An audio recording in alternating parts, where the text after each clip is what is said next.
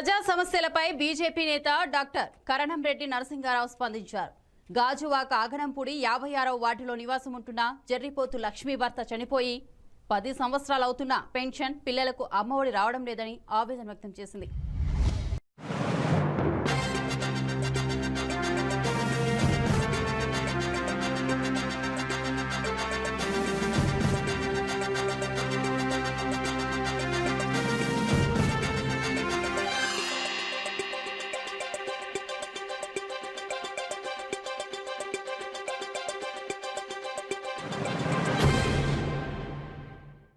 ఈ సమస్యపై 7 నెలల కిందట ప్రభుత్వ అధికారులకు అర్జీ పెట్టుకున్నా సమస్య పరిష్కారం కావడం లేదని వాపోయింది.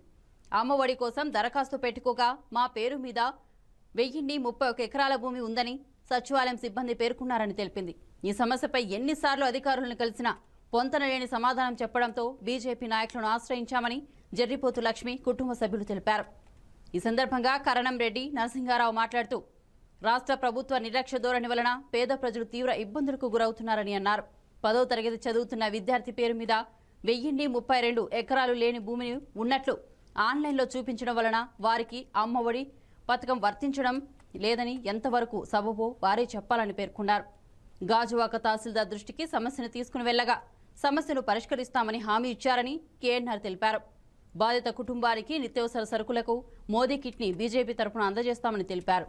ఈ కార్యక్రమంలో బీజేపీ నాయకులు, వార్డు అధ్యక్షులు కోసూరు తాతారావు, ఉపాధ్యక్షులు S Baburao, secretary V Shankarrao, joint secretary A Sambamurthy తదితరులు పాల్గొన్నారు. జోన్ 5లో సుమారు 1400 మందికి గవర్నమెంట్ నుంచి రావాల్సిన సంక్షేమ పథకాలన్నీ ఆపేశారు. చాలా దురదృష్టకరం. మరి ఈమె భర్త కూడా చనిపోయారు, 10 ఏళ్ల క్రితమే చనిపోయారు. ఆమె మిషన్ కుట్టుకుంటూ జీవనం సాగిస్తుంది. మరి ఆవిడికి ఇలాంటి అన్యాయం జరగడం చాలా బాధాకరం. జ్ఞానేశ్వరు ఆయన చదువుకుంటున్నాడు, చిన్న కుర్రాడు, 10th క్లాస్ కుర్రాడు. ఆయన పేరు మీద 1032 ఎకరాలు ఉండడం అనేది ఎంత ఆశ్చర్యకరమైన విషయమో. మరి దేశ ప్రజలందరూ కూడా దీన్ని చూడాలి. ఇది ఎంత దారుణంగా ఉంది పరిపాలన. దీనిపై ప్రజలు విసిగిపోతున్నారు. వాళ్ళు అసలే ఇబ్బంది పడుతున్నారు. తెల్ల రేషన్ కార్డు, రేషన్ కూడా రాని పరిస్థితి. అలాంటి దీనస్థితిలో ఉన్న వాళ్ళు మార్చి నుంచి ఇప్పటి వరకు కాలేరేటట్లు తిరిగినా సరే న్యాయం జరగలేదంటే మరి రాష్ట్ర ప్రభుత్వం ఎంత నిర్లక్ష్యంగా ఉందో, అధికారులు ఎంత నిర్లక్ష్యంగా ఉన్నారో దీన్ని బట్టి మనం తెలుసుకోవచ్చు. వీరికి వెంటనే న్యాయం జరగాలని భారతీయ జనతా పార్టీ నుంచి డిమాండ్ చేస్తున్నాం. వీరికి 3 రోజుల్లో న్యాయం జరగకపోతే నేను సంబంధిత ఆఫీసుల ఎదుట ధర్నా నిర్వహిస్తాం. మా పై రాష్ట్ర స్థాయి నాయకులకు కూడా ఈ విషయాన్ని తీసుకెళ్లి వాళ్ళకి న్యాయం జరిగేంత వరకు పోరాటం చేస్తాం. చెప్పమ్మా. నమస్కారం సార్, నా పేరు జర్రిపోతు లక్ష్మి అండి. మాది గాజువాక మండలం 56వ వార్డు సార్. తినమరకు సచివాలయం వస్తుందండి. మాకు రేషన్ కార్డులో 1031 ఎకరం ల్యాండ్ ఉందని చెప్పేసి రావడం వల్ల మాకు ప్రభుత్వం నుంచి ఎటువంటి పథకాలు మాకు వర్తించట్లేదు సార్. మా పిల్లలకు అమ్మఒడి కానీ, మా బాబు స్కాలర్ కానీ ఎటువంటివి మాకు వర్తించలేదు సార్. మాకు ఇప్పుడు పెన్షన్ కూడా ఆపేస్తాను అంటున్నారు సార్ ఈ నెల నుంచి. అలాగే మా అత్తగారు ఒకే రేషన్ కార్డులో ఇద్దరు ఉంటున్నారు సార్. మా అత్తగారు, నేను. ఆవిడకి కూడా సింగిల్ కార్డు అడిగితే ఇవ్వమని చెప్తున్నారు సార్. దీనివల్ల ప్రభుత్వం పై అధికారుల వరకు వెళ్ళాం సార్. జీవీఎంసీకి వెళ్ళాం, ఎంఆర్ ఆఫీస్కి వెళ్ళాం, కలెక్టర్ గారి దగ్గరికి కూడా వెళ్ళాం సార్. సచివాలయం చెప్పి ఈసరికి మేము అమ్మఒడి స్టార్ట్ అయ్యి మార్చిలో స్టార్ట్ అయింది సార్. మేము అప్పటి నుంచి ఇప్పటి వరకు తిరుగుతూనే ఉన్నాం సార్. నేను మిషన్ కుడుతూ ఉంటాను సార్. నా భర్త గారు చనిపోయారు, ఇది సరే 10 సంవత్సరాలు అవుతుంది సార్. అయినా సరే ఎవ్వరూ కూడా పట్టించుకోవట్లేదు సార్. మాకైతే అక్కడ న్యాయం జరగలేదు సార్. ఇప్పుడైనా సరే పై అధికారులు స్పందించి మాకు న్యాయం జరగాలని చెప్పేసి కోరుకుంటున్నాను.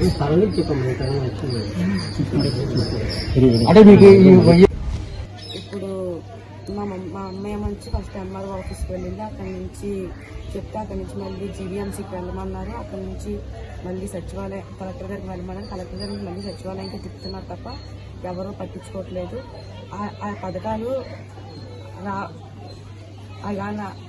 రాకపోతే మాకు 1032 ఎకరాల నుంచి మాకు 32 ఎకరాలు కావాలి. 1000 ఎకరాలు మేము గవర్నమెంట్ ఇచ్చేస్తాం, మాకు 32 ఎకరాలు కావాలి. గాజువాక నియోజకవర్గం అగనపూడి దారి డంకాడ కాలనీలో జర్రిపోతుల జ్ఞానేశ్వరు అని 10th క్లాస్ చదువుతున్నాడు. అతని పేరు మీద 1032 ఎకరాలు ఉన్నట్లుగా ఆన్లైన్లో చూపిస్తుంది. దానివల్ల ప్రభుత్వం నుంచి రావాల్సిన సంక్షేమ పథకాలు, అమ్మఒడి కానివ్వండి, మిగతా కాపు నేస్తం కానివ్వండి, ఇలాంటి సంక్షేమ పథకాలన్నీ వాళ్ళు అర్హులు కాదని వాళ్ళు మార్చి నుంచి అన్ని ప్రభుత్వ అధికారుల దగ్గరికి, సచివాలయం దగ్గరికి, వాలంటీర్ల దగ్గరికి కాళ్ళు అరిగేటట్లు తిరిగినా సరే వాళ్ళ గోడు ఎవరు పట్టించుకోవట్లేదు. మరి నిన్ననే మీడియా దృష్టికి, మా బీజేపీ దృష్టికి రావడం జరిగింది.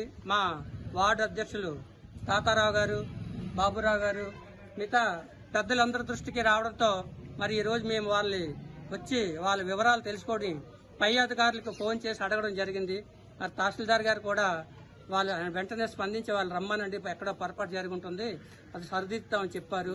అంటే రాష్ట్రంలో వ్యవస్థ ఎంత దారుణంగా ఉందో ఇది ఒక చిన్న ఉదాహరణ. ఈ సచివాలయ వ్యవస్థ వచ్చిన తర్వాత ప్రతి ఒక్కరికి కూడా చాలా ఇబ్బందులు గురవుతున్నారు. మరో చిన్న ఎగ్జాంపుల్ ఏంటంటే, మా కళ్యాణ మండపం వాచ్మెన్ ఆయన కరెంటు బిల్లు కట్టడానికి వెళ్తే ఆయన పేరు మీద ఆయన తెలియక ఫోన్ నెంబర్ ఇస్తే ఆయనకి కూడా వృద్ధాప్య పింఛను ఆపేశారు. ఇలాగా మా గాజువాక నియోజకవర్గం జోన్ 5లో సుమారు 1400. ఈరోజు 56వ వార్డులో జరిగిన ఒక చారిత్రకమైన ఒక వింతండి.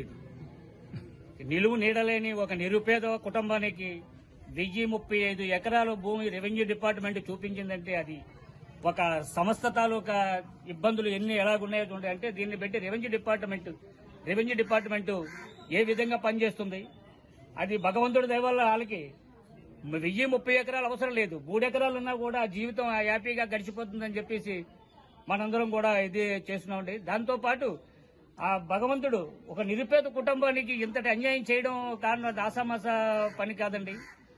చిన్న కుర్రాడు నాకు 1000 ఎకరాలు వద్దు, అతను చక్కటి హృదయాన్ని మనం అర్థం చేసుకోవాలి. నాకు 1000 ఎకరాలు అవసరం లేదండి, 3 ఎకరాలు ఉంటే చాలు, 1000 ఎకరాలు నేను తిరిగి గవర్నమెంట్ కి నేనే దానం చేస్తానని చెప్పినంత లాలాజీకి పెంచిన రెవెన్యూ డిపార్ట్మెంట్ కి జోహార్ చెప్తున్నానండి.